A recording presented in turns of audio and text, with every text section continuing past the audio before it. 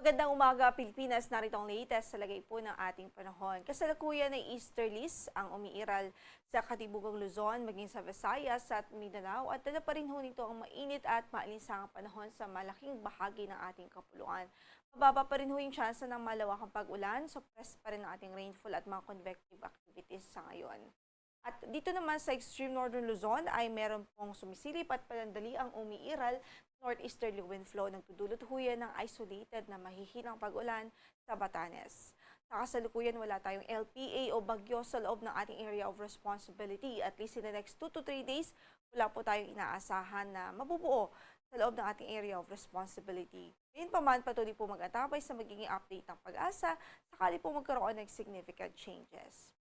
Samantala para sa pagtayo ng ating panahon, in the next 24 hours, possible ang mga isolated light rain sa Batanes Province dahil po sa umiiral na northeasterly wind flow doon. Samantala dito naman sa Metro Manila at natitirang bahagi pa ng Luzon ay bahagyang maulap hanggang sa maulap ang ating papawirin. Mababa po yung tsansa ng malawakang pag-ulan. Kung may mga pagbuhos man ng ulan ay mga panandalian lamang ho ito at mga isolated cases, ibig sabihin mga pulo-pulo lamang. Para sa pagtayo ng ating temperatura sa Metro Manila, 23 to 33 degrees Celsius, 16 to 26 sa Baguio, 24 to 33 sa Lawag, at 23 to 35 degrees Celsius naman sa Tuguegarao City.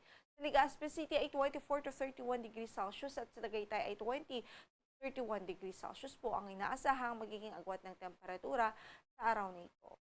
Samantala sa Visayas at Mindanao, wala rin po tayong inaasahang malawakang pag-ulan liban sa mga localized thunderstorms. Mga 15 to 30 up to 1 hour na pagbuhos ng ulan yan dahil sa mga localized thunderstorms at mga panandalian lamang ho at mga isolated lamang. Pagtayo ng ating temperatura sa Cebu, 25 to 31 degrees Celsius. Sa Iloilo naman ay 23 to 32 degrees Celsius. Sa Tacloban, 25 to 32 degrees Celsius. Sa Cagayan de Oro ay 24 to 31. Sa Davao, 24 to 34 naman. At sa Zamboanga City ay 24 to 33 degrees Celsius. Puerto Princesa City ay 24 to 31 habang sa Calayan Islands ay 27 to 32 degrees Celsius. Again, generally po sa buong kapuluan, maaliwala sa ating papawirin. Ngayon, lalong-lalo na sa umaga at tanghali. Early afternoon naman hanggang pagdating ng gabi ay may tsansa po ng mga localized thunderstorm.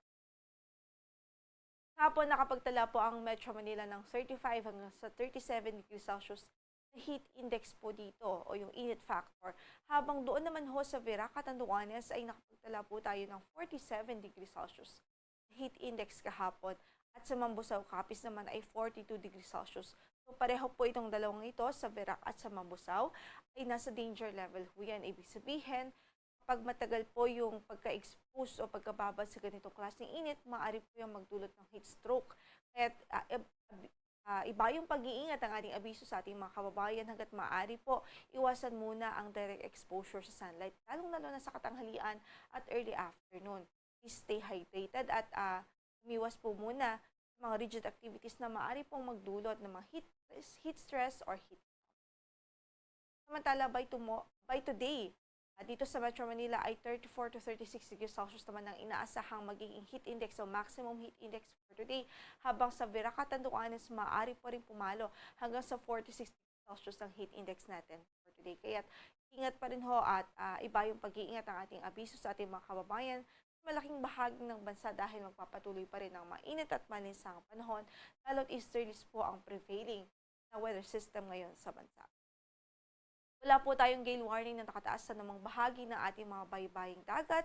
Ingat lamang ho, especially dito sa Northern Luzon kung saan ay makatamtaman hanggang maalon pa rin ang magiging kondisyon ng. Samantala, ang sunrise for today is 5:51 in the morning at mamaya ay lulubog ang araw sa ganap na alas 6:08 ng gabi. Yan ang latest mula dito sa Pag-asa. Ito po si Lori de la Cruz Galicia. Magandang araw po.